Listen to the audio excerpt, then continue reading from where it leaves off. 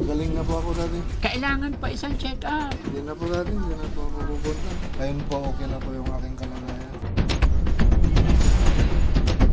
Kailangan kasi, hindi pwedeng hindi ituloy. Akala mo lang yon okay na, pero kailangan mo pa rin magpa-follow up check-up.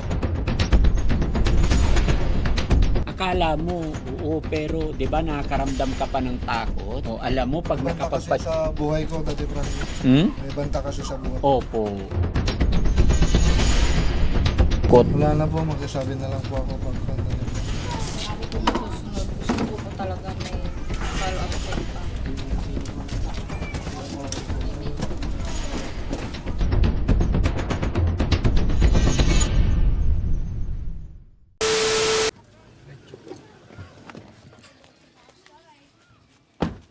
Tara.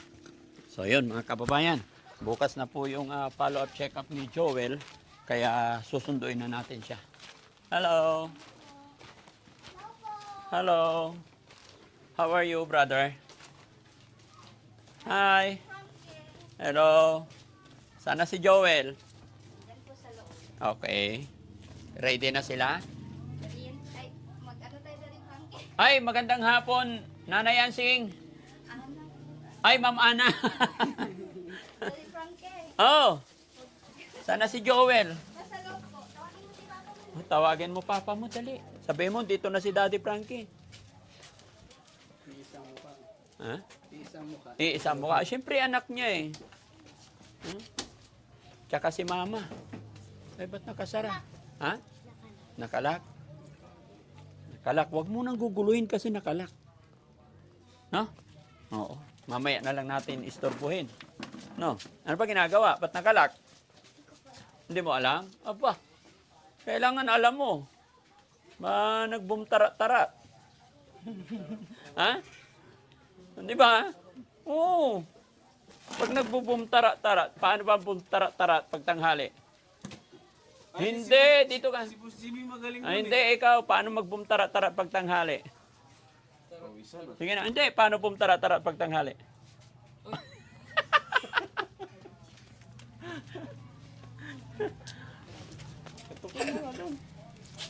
Wag, nakalak.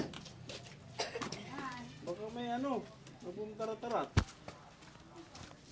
Paalis na sa uno. Ha? Paalis na sa uno. Oh. Ang daming tahan dyan. Bakit? Ano meron dyan? Ang dami nakasilip doon, guys. Oh.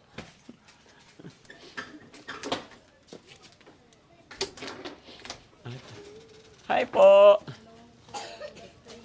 Magandang hapon, ma'am. Kumusta na si Joel?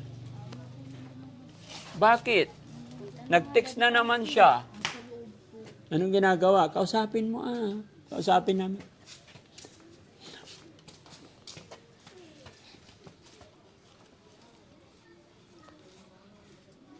Kasi mga kababayan, nag-text na naman siya na ayaw na raw niya na magpa-follow up, check up. Pero importante po yun, kailangan po yun. Hindi na po ako pupunta, Dati Frankie. Magaling na po ako. Ha? Halika, usap muna tayo Ha? Dito, upo ka dito, usap tayo. Yan, upo ka. Dito ka, ma'am. Ayan.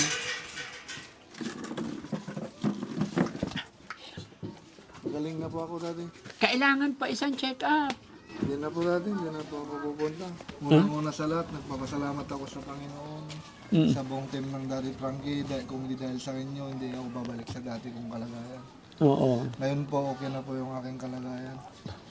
Magsasabi po ako sa inyo, tatawag po ako pag hindi po okay yung aking kalagayan. Hindi, kailangan kasi, hindi pwedeng hindi ituloy. Akala mo lang yon okay na, pero kailangan mo pa rin magpa-follow up check up. Okay na po ako, magsasabi na lang po ako pag... Okay na po ako talaga, promise po Daddy Frankie. Okay na po talaga ako. Nagigiusap ako sa inyo, nagmamakawa na... Nagigiusap ako sa inyo na okay na ako, hindi na ako magpa-follow check up. Tuloy ko muna yung gamot ko kung may Mangyari man kung ganito, kung magkasabi ako sa asawa ko, tawagan kayo ulit. Pero okay na po ako. Napapagsilbihan ko na yung mga anak ko, nakakapagluto na ako ng 3 times a day. Opo, nakikiusap po ako dati. Kasi alam mo, Joel, talagang akala mo, oo, pero 'di ba nakakaramdam ka pa ng takot? Yun lang po yung kasi yung may mga... O alam mo, pag May banta kasi nakapagpa... sa buhay ko, Daddy Frankie. Hmm? May banta kasi sa buhay. Opo, totoo yun, di ba? Kasi, pag nakapagpa-check up ka pa ng isang beses, hindi ka na makakaramdam ng takot. Kaya, please, kahit isa pa, para hindi sayang yung pagod natin. Marami po tayo. Alam mo, pag nagpa-check up pa, follow-up check up ka pa ng isang beses, alam mo mangyayari? Mawawala na lahat yung problema, mawawala na yung takot. Wala na po, magsasabi na lang po ako pag Daddy Frankie. Yun lang po. Kausapin niyo po yung misis ko. Ma'am, ano pong masasabi mo dito, ma'am? Ako po masusunod. Gusto ko po talaga may follow-up check pa.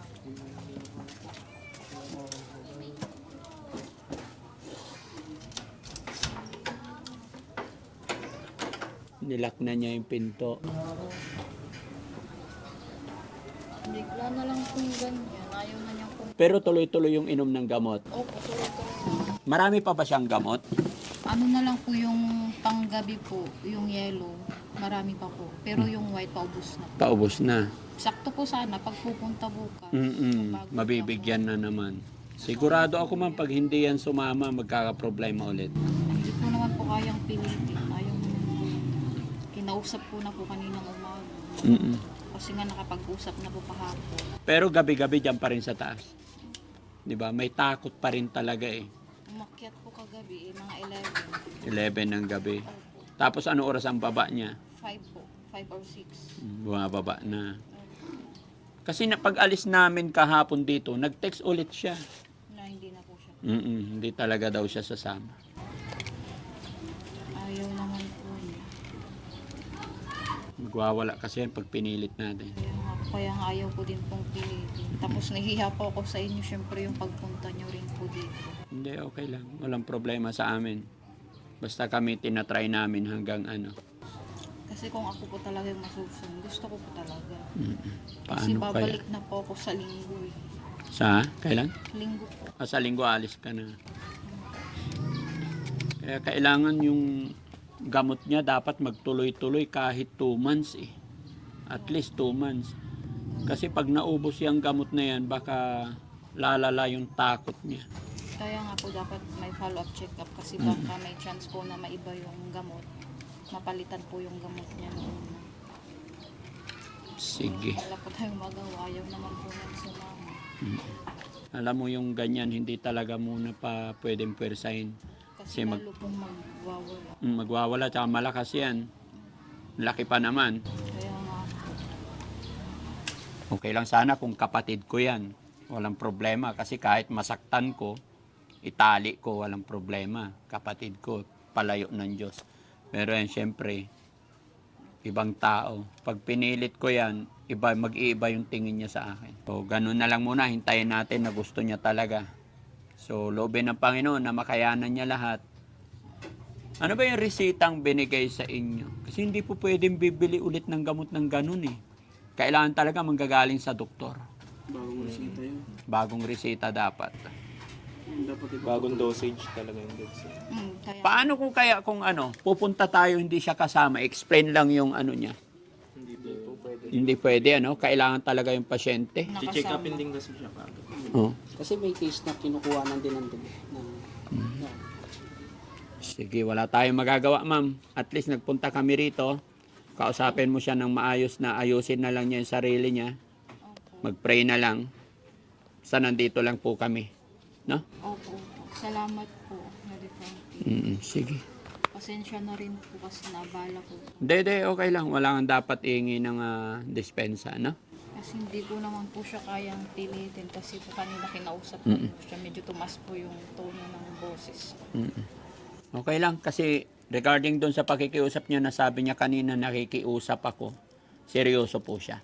Once na pinilit ko siya, magkakaroon tayo ng problema, mawawalan siya ng tiwala sa akin. Opo. Okay? So, yun mga kababayan, mga kabarangay, ito po yung naging decision ni Joel. At nakikiusap naman siya, okay naman yung kanyang sinasabi. Pero kung ako ang masusunod, kailangan pa talaga niya ng second check-up para maituloy-tuloy. Pero sa sitwasyon niya, sa mga sinasabi niya, hindi natin siya pwedeng pilitin sa ngayon. Okay? So maraming salamat mga kababayan and God bless po. Okay ma'am, alis muna kami. Pasensya na. Ingat ka sa biyahe mo doon. Alis ka na sa linggo. Di bali sana ma-i-assist siya ng nanay niya, no? Huwag na sana maging problema. Kasi ano lang naman yan, basta tuloy-tuloy lang, labanan lang niya. Sige po, salamat.